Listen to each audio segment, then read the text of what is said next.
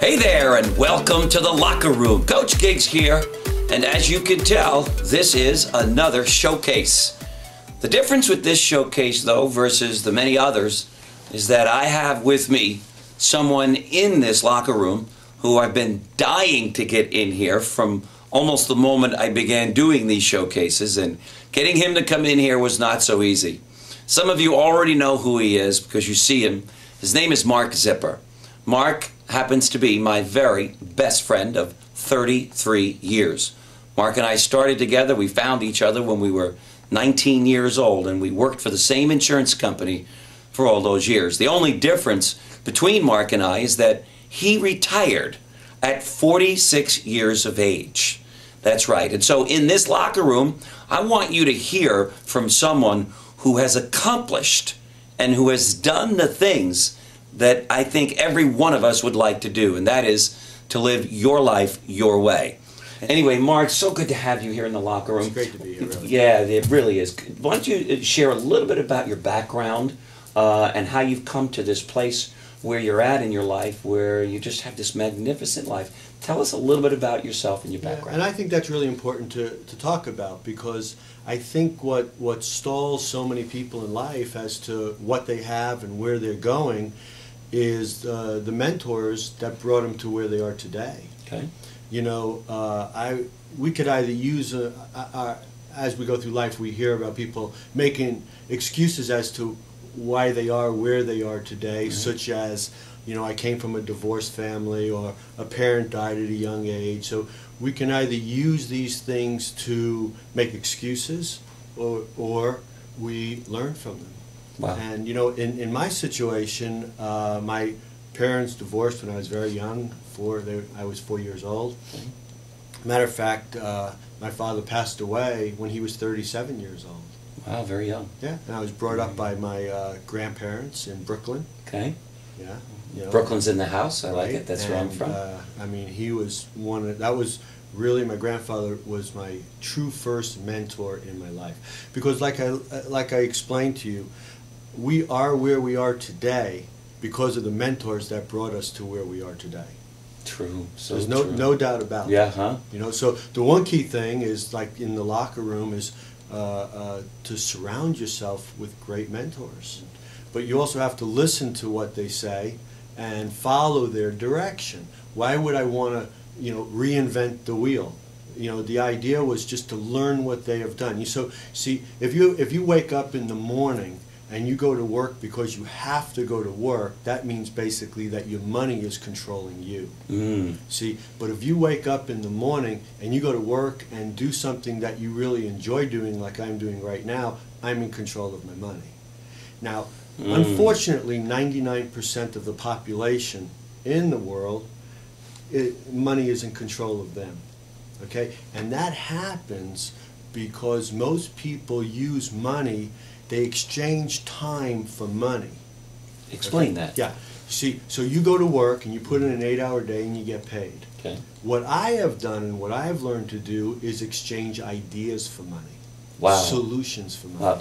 Where does that inspiration come from? Well, it takes time where you have to think through of your creative side. Okay. Instead of focusing on problems, okay? I don't focus on problems. What I do is I focus on solutions. Awesome. You know, and when you start focusing on solutions and you start focusing on ideas, there's where you become irreplaceable in the workforce. Wow. And as we all know, you know, for instance, if you look at a janitor that makes $8 to $10 an hour, the reason he gets $8 to $10 an hour is because there's many people willing to do that particular job and is capable of doing that job. Okay? So if you start creating where, you know, your ideas are irreplaceable, then all of a sudden what you earn for these ideas becomes quite substantial. You know, it's funny. You got me thinking about all the ideas that you've had. How important do goals play? I mean, are you a goal setter? Goals are very important. But before goal setting comes into play, I think one of the major things most people need to understand And if you pick up anything on this session, this is the thing I'd love you to walk away with, and it's called delayed gratification. Wow. It's really, you have to be willing to pay the price up front and able to earn the benefits in the future. And we're in a beautiful business, the insurance business, to really, you know, platform that thought, because the work we put in today, we get paid, residuals for many, many years to go. But we have to put the work in today. And the same goes for instance, in hiring someone in our business. We first have to, you know, hire them, spend the money that it takes to hire someone, to bring them in. Then after that, we have to work with them in the office. Then we have to field train them. And there's all sorts of expenses that go along with that. And then, if we're lucky, they become successful, and then we start reaping our benefits. That's called delayed gratification. Right. Get out there and prove what you're worthy of, that you can make a difference. And once you make a difference, let me tell you something, there's not an employer, an employee around that's not going to be, an employer around that's not going to be banging at your door wanting you to be there. But the truth is, you really don't ever want to have an employer. You want to take ownership of your own life, and you know, and think of it as your own business. No matter what you do. If you're the secretary, right? Even if I work for somebody, I should always think of this as my business, right? Absolutely. Yeah. Absolutely. Wow, I can't wait to continue these series of messages, and I know all of you can't wait either, because you're hearing from someone who didn't learn these lessons out of a book somewhere. Marc has lived it out, he's proved it out, and so I want to thank all of you. Marc, first you for joining me in the locker room. Good to have you here. Can't wait to see you again. Guys, that's it for today. There it is. You just met Marc Zipper. Stay tuned, because you're going to be hearing more from him in messages that we are titling Average Class versus World Class Thinking. Thanks for joining us in the locker room. Take care. We'll see you later. Bye-bye.